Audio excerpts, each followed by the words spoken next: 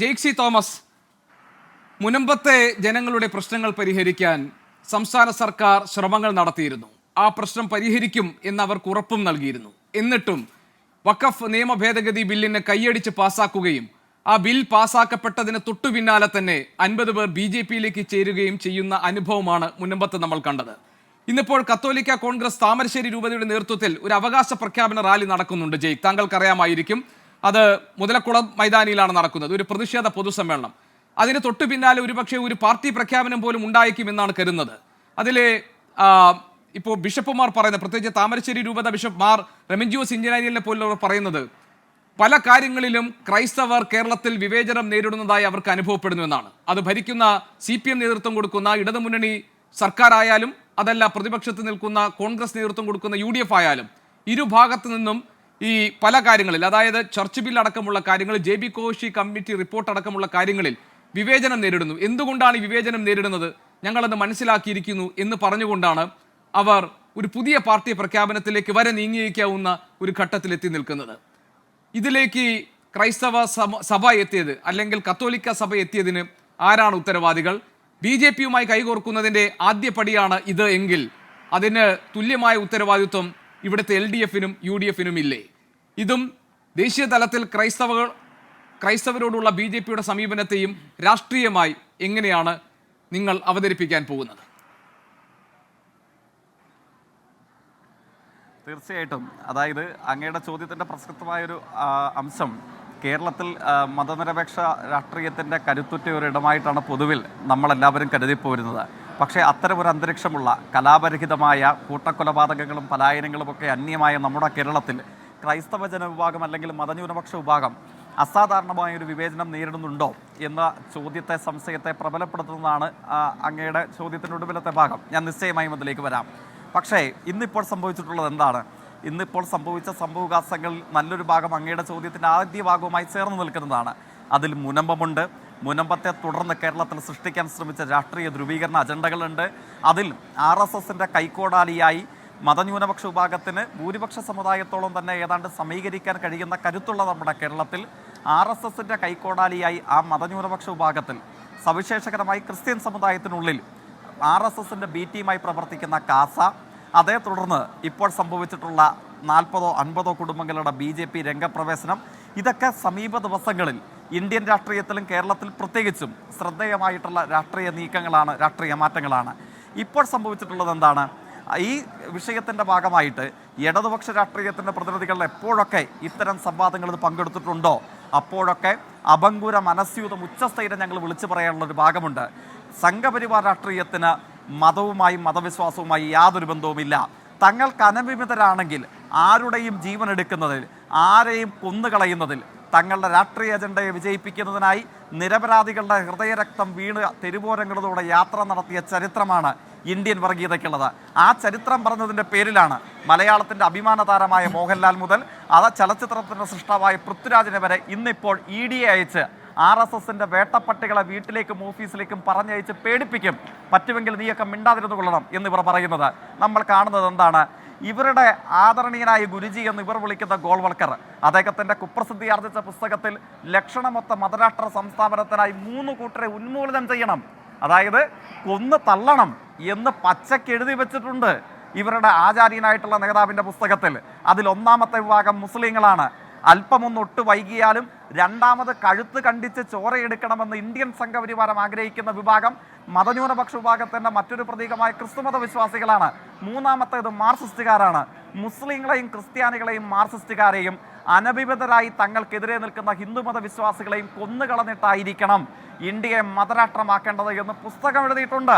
ആ പുസ്തക രൂപത്തിൻ്റെ ആജ്ഞാനുസരണത്തിൻ്റെ ഭാഗമായിട്ടാണ് ഇന്ത്യൻ സംഘപരിവാരം തങ്ങളുടെ രാഷ്ട്രീയ അജണ്ടകളെ, തങ്ങളുടെ പൊളിറ്റിക്കൽ പ്രോഗ്രാമിനെ തീരുമാനിച്ചിട്ടുള്ളത്. ഇപ്പോൾ നമ്മൾ കേൾക്കുന്ന വാർത്തകൾ, കാണുന്ന സംഭവവികാസങ്ങൾ എന്തൊക്കെയാണ്?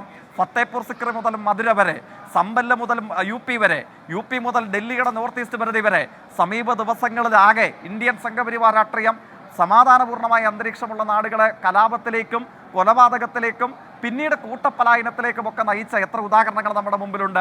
ഇത് കണ്ടപ്പോഴാണ് അങ്ങയുടെ ചോദ്യത്തിൻ്റെ ഭാഗമായി സൂചിപ്പിച്ചതുപോലെ മുനമ്പം വിഷയത്തിൻ്റെ മറവിൽ എങ്ങനെയെങ്കിലും കേരളത്തിലെ ക്രിസ്തുമത വിശ്വാസികളിലേക്ക് ഒരു വളഞ്ഞ വഴി പ്രവേശനം നടക്കുമോ എന്ന് ആലോചിച്ചപ്പോഴാണ് കാസ വഴി ഒരു വളഞ്ഞ വഴി പ്രവേശനത്തിന് സാധ്യതയുണ്ട് എന്ന് ഇന്ത്യൻ സംഘപരിവാരം തിരിച്ചറിയുന്നത്. പക്ഷേ പ്രത്യേകത എന്താണ്?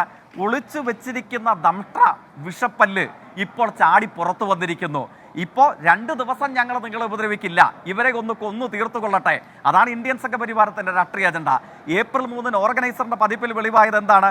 It is not the Waqf board but the Catholic church of India which is the largest land debtor in the country 17.29 crores acres എന്നാണ് പറയുന്നത്.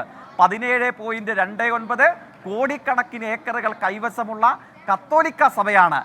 ഇന്ത്യയിലെ വഖഫ് ബോർഡ് അല്ല ഒന്നാമത്തെ ഭൂസ്വാമി അല്ലെങ്കിൽ ഭൂമി തട്ടിപ്പുകാർ എന്ന് പറയുകയാണ്. എന്നിട്ട് എന്നെ ഞെട്ടിപ്പിച്ചു കളഞ്ഞു. ആദരണീയനായ പ്രായത്തിൽ നമ്മളെല്ലാവരും ബഹുമാനിക്കുന്ന സംഘപരിവാർ രാഷ്ട്രീയത്തിന്റെ പ്രതിനിധി അദ്ദേഹം എന്താണ് ഇവിടെ ഈ സംവാദത്തിൽ പറഞ്ഞത്? അതൊരു കൈപ്പിഴയാണ്, അതൊരു നാവുപിഴയാണ്. ഒരു നാവുപിഴ സംഭവിച്ചാൽ ആ നാവുപിഴ എനിക്കും സംഭവിക്കാം, ആങ്കർക്കും സംഭവിക്കാം, ആർക്കും സംഭവിക്കാം. ലോകത്താർക്കെങ്കിലും ഒരു നാവുപിഴ സംഭവിച്ചാൽ അത് പിൻവലിക്കുന്നതോടുകൂടെ ആ വിഷയം റദ്ദു ചെയ്യപ്പെട്ടു. അങ്ങനെയാണ് പറയുന്നത്. എന്താണ് സംഘപരിവാർ രാഷ്ട്രീയത്തിന്റെ പ്രതിനിധി ഓർഗനൈസർ പോലെയുള്ള RSSന്റെ മുഖമാസികയിൽ അച്ചടിച്ച് വന്ന വിഷം പുരട്ടിയ നാവുപിഴ എന്താണ്? എണ്ണമറ്റ സമഗ്രമായ കവറേജോടുകൂടെ ഇന്ത്യൻ സംഘപരിവാർ രാഷ്ട്രീയത്തിന്റെ മുഖമാസിക പറയുന്നു 17.29 കോടി ഏക്കറുള്ള കള്ളഭൂസ്വാമിയാണ് കത്തോലിക്ക സഭ എന്ന് മാത്രമല്ല ഓർഗനൈസർ ആക്ഷേപിക്കുന്നത്. പിന്നെ പറയുന്നത് എന്താണ്? 2457 ആശുപത്രികൾ, 244 മെഡിക്കൽ നഴ്സിംഗ് കോളേജുകൾ, 28 ജനറൽ ആശുപത്രികൾ, 3765 ഹയർ സെക്കൻഡറി സ്കൂളുകൾ, 7314 പ്രൈമറി സ്കൂളുകൾ, 3137 നഴ്സറികൾ. ഈ കണക്ക് നാവുപിഴയാണോ? RSSന്റെ ബഹുമാനിയായ നേതാവ് എന്ന് പറഞ്ഞാട്ടെ, ഈ കണക്ക് ശേഖരിച്ചു വെച്ചത് ഏത് കേന്ദ്രത്തിൽ നിന്നാണ്? അതായത് വഖഫിന്റെ മറവിൽ ഇന്ത്യൻ മതന്യൂനപക്ഷത്തിന്റെ കഴുത്ത് കണ്ടിച്ച് 2ാം ദിവസം കേരളത്തിലെ ഇന്ത്യയിലെ ക്രിസ്ത്യൻ സമുദായത്തിന്റെ കഴുത്ത് വെട്ടണം. അത് ആഗ്രഹിച്ചതാരാണ്? അത് ആഗ്രഹിച്ച ശക്തിയുടെ പേരാണ് ഇന്ത്യൻ വർഗീയത. അതിന്റെ രൂപമാണ് ഇന്ത്യൻ സംഘപരിവാരം. അതിനുവേണ്ടി എടുത്തുവെച്ച കണക്കാണ് ഏപ്രിൽ 3 ഓർഗനൈസറിന്റെ ചുട്ടുവെച്ച പതിപ്പിലൂടെ എനിക്കും നിങ്ങൾക്കും വായിക്കേണ്ടതായി വരുന്നത്. ഇനിയെങ്കിലും ഇതൊരു കത്തോലിക്ക പ്രശ്നമല്ല, ഇതൊരു വഖഫ് പ്രശ്നവുമല്ല. ഇന്ത്യ മണിപ്പൂർ പോലെ ഇന്ത്യയെമ്പാടമാകാതിരിക്കാൻ മതത്തിന്റെയും സമുദായത്തിന്റെയും ജാതിയുടെയും പേരിൽ നിരപരാധികളെ കൊന്നുകളയുന്ന കലാപത്തിന്റെയും കൊലപാതകത്തിന്റെയും പ്രേതനഗരമായി ഇന്ത്യ ആകരുതെന്ന് ആഗ്രഹിക്കുന്നുണ്ടെങ്കിൽ ഏതു രാഷ്ട്രീയവുമാവട്ടെ, ഏത് മതവിശ്വാസവുമാവട്ടെ, ഏത് ജാതി സമുദായ സ്വത്വമാകട്ടെ, മതനിരപേക്ഷതയും സമാധാനവുമാണ് നമ്മുടെ ആഗ്രഹവുമെങ്കിൽ നമ്മൾ ഈ സംഘത്തെ തള്ളിപ്പറയണം. ഇവർക്ക് അനഭിമതരായി ശബ്ദമുയർത്തിയ ആരെയും നിങ്ങൾ നോക്കുക. RB ശ്രീകുമാർ, സേതാ ഭട്ട്, മഹേഷ് ഭട്ട്, നമ്മുടെ നാട്ടിൽ നരേന്ദ്ര ദബോൽക്കർ, MM കലബുർഗി, ഗൗരി ലങ്കേഷ്, ജസ്റ്റിസ് ലോയ, എത്രയെത്ര ആളുകളുണ്ട്.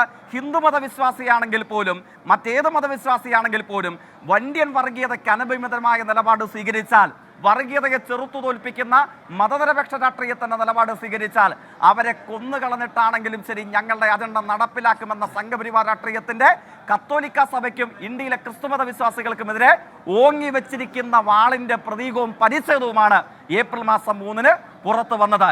ഇതിന്റെ മുമ്പിൽ ഒരു വാചകം കൂടെ പറഞ്ഞ് ഞാനെന്റെ ഭാഗം അവസാനിപ്പിച്ചുകൊള്ളാം. ഇങ്ങനെ വഖഫാകട്ടെ, കത്തോലിക്ക സഭയെ കള്ളഭൂസ്വാമിമാരെന്ന് വിളിച്ചാക്ഷേപിക്കുന്ന RSS തന്ത്രമാകട്ടെ, നിങ്ങൾ ഏതു തന്ത്രം പുറത്തെടുത്താലും ആ തന്ത്രത്തെ വേരോടുകൂടെ പിഴുതെറിയാൻ കഴിയുന്ന മതനിരപേക്ഷ മനസ്സ് ഇപ്പോഴും കേരളത്തിലുണ്ട്. ആ മതനിരപേക്ഷ മനസ്സിന് മുമ്പിൽ നിങ്ങൾക്ക് ചാമ്പലാകേണ്ടതായി വരും. ആങ്കറുടെ ഒടുവിലത്തെ ഒറ്റവാചകത്തോടുകൂടെ ഞാൻ പ്രതികരിക്കുകയാണ്. ആങ്കർ ചോദിച്ചു, ഇങ്ങനൊരു വിവേചനം കേരളത്തിൽ നേരിടുന്നുണ്ടോ? CPIMന്റെ അഭിപ്രായമല്ല, ഇന്ത്യൻ ഇടതുപക്ഷത്തിന്റെ അഭിപ്രായമല്ല, യുണൈറ്റഡ് ക്രിസ്ത്യൻ ഫ്രണ്ട്, അതായത് കത്തോലിക്ക സഭ അടക്കമുള്ള ഇന്ത്യയിലെ എല്ലാ ക്രിസ്തുമത വിശ്വാസികളുടെയും കേന്ദ്രീകൃത രൂപമായിട്ടുള്ള UCF 2024-25 ഇന്ത്യയെമ്പാടും ക്രൈസ്തവർക്ക് നേരിടേണ്ടി വന്ന ആക്രമണങ്ങളെ സംബന്ധിച്ച്, അതായത് കൊന്നുകളയാൻ പര്യാപ്തമായി നേരിടേണ്ടി വന്ന അതിക്രമങ്ങളെ ജബൽപൂരിലും ഒറീസയിലും നേരിട്ടതിന്റെ എത്രയൊരട്ടി അതിക്രമങ്ങളെ സംബന്ധിച്ച് അല്പനാളുകൾക്ക് പുറകിൽ ജന്തർ മന്ദിറിൽ ഒരു സമരം സംഘടിപ്പിച്ച് കണക്ക് പ്രസിദ്ധീകരിച്ചു. 734 അതിക്രമം നേരിടേണ്ട വന്ന മധ്യപ്രദേശ്, 668 അതിക്രമം നേരിടേണ്ട വന്ന കർണാടക, അങ്ങനെ തുടങ്ങി ഇന്ത്യയിലെ ഏതാണ്ട് 22-ലധികം വരുന്ന സംസ്ഥാനങ്ങളിൽ അതിക്രമം നേരിടേണ്ടതായി വന്നപ്പോൾ യുണൈറ്റഡ് ക്രിസ്ത്യൻ ഫ്രണ്ട് പറയുന്നു, ഞങ്ങൾക്ക് ഇന്ത്യയിൽ ഒരതിക്രമവും നേരിടേണ്ട വരാതെ സമാധാനപൂർണ്ണം ജീവിക്കാൻ പറ്റിയ ഇന്ത്യയിലെ ഒരേ ഒരു സംസ്ഥാനമേ ഉള്ളൂ. ആ സംസ്ഥാനത്തിന്റെ പേര് ഇടതുപക്ഷ രാഷ്ട്രീയ അധികാരം കൈയാളുന്ന നമ്മുടെ കേരളമാണ്. പറഞ്ഞത് CPIM അല്ല, യുണൈറ്റഡ് ക്രിസ്ത്യൻ ഫ്രണ്ട് ആണ്. ആ കണക്കുകൾ കൂടെ വിശകലനം ചെയ്ത് നമുക്ക് ആ ചോദ്യത്തിന്റെ മറ്റു കാര്യങ്ങളിലേക്ക് പോകാമെന്നുള്ളതാണ് എനിക്ക് അഭിപ്രായപ്പെടാനുള്ളത്.